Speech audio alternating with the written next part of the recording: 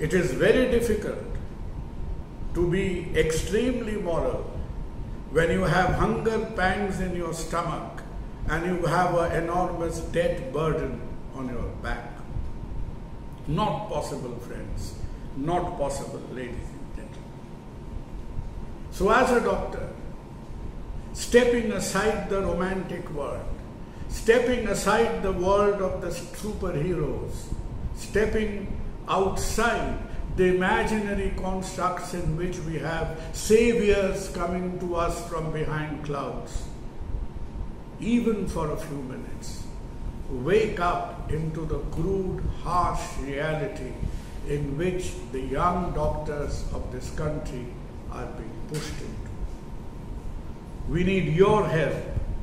We need your support to raise the voice of the profession, because sadly, from within the profession, from within the captains of the association, from within the people sitting in the committees and the clouds, we have not found any worthwhile capacity or the moral courage to introspect so far.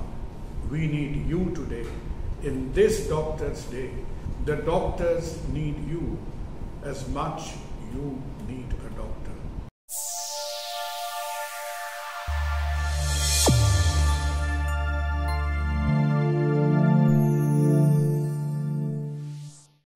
July 2022. First of all, a big thank you to all our friends, all our well-wishers, all our patients who've been wishing us happy Doctor's Day. Thank you ever so much. You know, for people like us who've been plowing the fields for some time, it almost has a birthday kind of feeling. So, happy birthday to us all. Thank you for wishing us on Doctor's Day. The Doctor's Day happens to be in India a remembrance of the great Bidhan Chandra Roy. I'm not going to really spend any amount of time with you telling you about Bidhan Chandra Roy. I'm sure most of you know about him. But a man who by a long, by a mile, by many a mile, was the most thriving physician, not only of Calcutta, but of India in that era. Was also the Chief Minister of Bengal. He wasn't the first, he was the second Chief Minister of Bengal. The first Chief Minister of Bengal, post-independence, survived for 1 year, perhaps less than a year. And Bidhan Babu takes over in 1948 until he dies on the 1st of July 1962. He was a mercurial politician, and at the same time, at the same breath, he maintained his domain dominance, competence. He was a brilliant physician as ever. The British Medical Journal, a few days after his passing, came up with an obituary. And the obituary of British Medical Journal stated that world's most popular physician passes away. It was not because he was a politician with an enormous mass following. It was his popularity as a doctor that Bidhan Chandra Roy, I think from about 1950-55 onwards, whenever he used to travel on train across India, the Indian Railway had to keep a closely guarded secret, not to divulge the fact that Dr. Roy was on the train, because if anybody knew that Dr. Roy was on the train and it was stopping in the station, there would be hundreds and thousands of people queued up in the platform over there, just wanting to take some medical advice from him. This is not garlanding the neta, this is seeing the doctor. How far have we gone since the days of the great B.C. Roy? Did B.C. Roy not have his problems? He had enough on his plate. He was not only trying to guide Bengal through the post-independence trauma, trauma for Bengal was as much, the independence for Bengal was as much a trauma as it was a celebration. That's a different story for another day. He had his problems cut out for him. He had the chronic refugee crisis.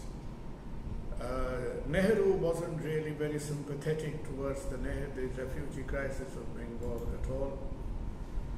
The industrial backbone of Bengal was broken with the freight equalization and other sort of legislations, which had more of a sniff of conspiracy rather than an attitude of helping this part of the world. He had a lot of problems attracting revenue and resources into Bengal. I tried to look up that, how much did he have the time to think about healthcare in that time. Honestly speaking, there is very little literature available, that being a dominant, a superhero of a doctor, how much could he actually spare time and think about the healthcare, the medical colleges, the district healthcare, etc. He must have, but we don't have a lot of recorded data on that. So since 1962, where have we come? Have we doctors today, as we celebrate, as we are deified by some people, as we are castigated and mercilessly criticized by others? So between deification on one side and between criminalization on the other, have we got some stock taking to do? Don't you think we have? Don't we have some stock taking to do? That why on earth are we currently producing doctors? We are producing doctors which are outpacing the number of chickens which are bred on a poultry farm.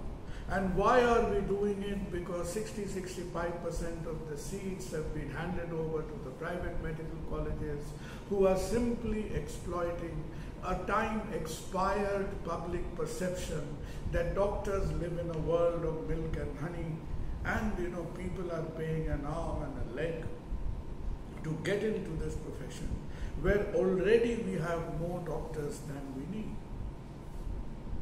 If you go by the population parity, I think we have exceeded it. If you go by the opportunities available, we have far exceeded it. If the number of doctors have literally tripled over the matter of a decade, what has happened to the medical? Where are the doctors going to work? Where are the hospitals? Be it in a government sector, be it in a private sector, be it in a charitable sector, where are the hospitals? Has the bed capacity of India, has the medical treatment facilities in India, have they really tripled over the matter of the last decade? What are we doing? This is just a march of greed. And in the last few years, we've seen in front of our eyes, in the same way, like the engineering bubble was burst, in the same way the management bubble was burst. To us, the bubble of this viral reproduction of doctors is already burst. But sadly, it will take a lot more time for this to soak through the population at large. And if this was not enough, some 20, 30, 40,000 students are sent over to places like China, Ukraine, Russia, God knows where. And after having a pretty tough time over there, they've got to come back to the country with a tough test. And so many of them are caught between the devil and the deep blue sea. They find it tremendously difficult to come into clinical medicine. Some of them find it a hell of a job even to get over the qualification test. And a great many of them are literally exploited to get into the grey area jobs of neither clinician nor administrators, and these young boys and girls who are perfectly clever. They could have found out their calling in life in anything else they would have wanted to do. So for God's sake, it is a plea to the guardians and the parents, get out of this mental stranglehold. Get out of this prison of physics, chemistry, mathematics. Get out of this prison of engineering. You are either an engineer or a doctor. There are n number of areas in which the youngsters could have done well. Give them a chance. They know for themselves. Don't pressurize them in getting into a life of purposeless slavery. Today, if we have one problem within the profession to address, then that one problem that I want to highlight today, there are probably 101 problems. But if there is one agenda, one issue that a doctor should think on a doctor's day, and that agenda is that how irrational the production system is and how cruel the system is to allegedly 9 lakh or 10 lakh doctors who are working in the country. It is believed that less than 15 to 20% of the doctors are in any kind of sort of secure profession. Can you imagine a sector in which the software people, the engineers, the banking sector, the government employees were all kind of paid, that everybody was paid on a pay-per-use basis? That each and every worker in this country, each and every professional in this country was told, no fixed remuneration, no job security, no safety, no predictability in your professional basis for anyone. You come, you get paid for the minute, paid by the hour, paid by the interaction. We have all become insecure laborers today. Today there is a term which is as exploited by the corporate sector as it is by the MSME sector. Doctors are put on what is called a pay per procedure, pay per visit, pay per appearance, pay per clinic, pay per chamber. What does that mean?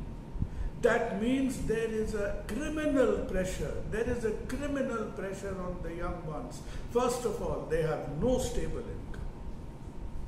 Secondly, they don't even know that, if they are out of job for 2 months, if they are sick for 7 days, how will they themselves and their young families survive? There is not even a shred of thinking about this.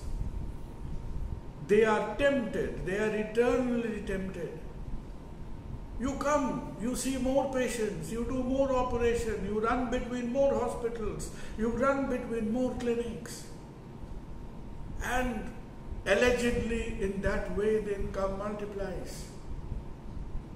But this is neither stable nor is it ethical. You look at any medical system in the world, you can have to. People have thought through the system that the brakes needs to be applied somewhere. And when you have this rat race, when you have this cash and carry race, it is like a sea of pirates. 3 pirate ships are attacking one ship which is carrying a lot of gold. It is like open in the name of competition, in the name of advertising.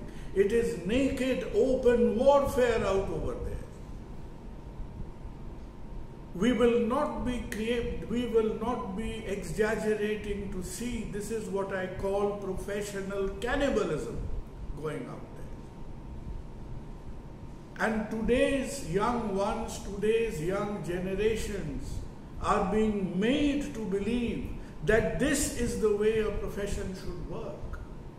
This is not civilization, this is barbarism. And this is one sector where you do not only blame the government for this. Yes, the government has been indifferent to this. The medical councils, the National Commission, the N number of medical associations, they've been all indifferent to this problem. Why? Because they are all headed by people who are fat cats, who are happy in their lives. They are wearing so many crowns on their head that their spine is bending. They have already hypothecated their capacity to criticize. They will not utter a word against either the status quo in the corporate sector or in the government sector. Morality has been muted. So, let on this Doctor's Day make a statement that by encouraging this professional criminality amongst us, by putting the whole profession on a platform which is so unethical, which is unsustainable. Who do you see in front of your eyes? You see out of maybe 200 doctors in your community, you perhaps see 2, 3, 4 successful ones. What about the other 195 who are struggling to put bread on the plate? Isn't the system today openly encouraging unethical practices of taking backhanders on investigation, on prescription and what have you? Who is going to bell the cat? Which medical commission, which medical council, which medical association is going to give a sincere hearing to the problem that this profession, which are made to be gods on one evening and thieves on the evening others, needs a professional, stable, ethical grammar and ethical system in which the youngsters of today has to survive. When you start your professional lives, after being a crore in debt because you've paid through your undergraduate, another crore in debt because you've paid through your postgraduate, and then you have welcomed into a life where there isn't a stable job or a remuneration, I do not think your first instinct will be either to be a Gandhi or a Yudhishthira. It is very difficult to be extremely moral when you have hunger pangs in your stomach and you have an enormous debt burden on your back. Not possible, friends. Not possible, ladies and gentlemen. So as a doctor, stepping aside the romantic world, stepping aside the world of the superheroes, stepping outside the imaginary constructs in which we have saviors coming to us from behind clouds, even for a few minutes, wake up into the crude, harsh reality in which the young doctors of this country are being pushed into. We need your help. We need your support to raise the voice of the profession, because sadly, from within the profession, from within the captains of the association, from within the people sitting in the committees and the clouds, we have not found any worthwhile capacity or the moral courage to introspect so far. We need you today. In this Doctor's Day, the doctors need you as much you need a doctor.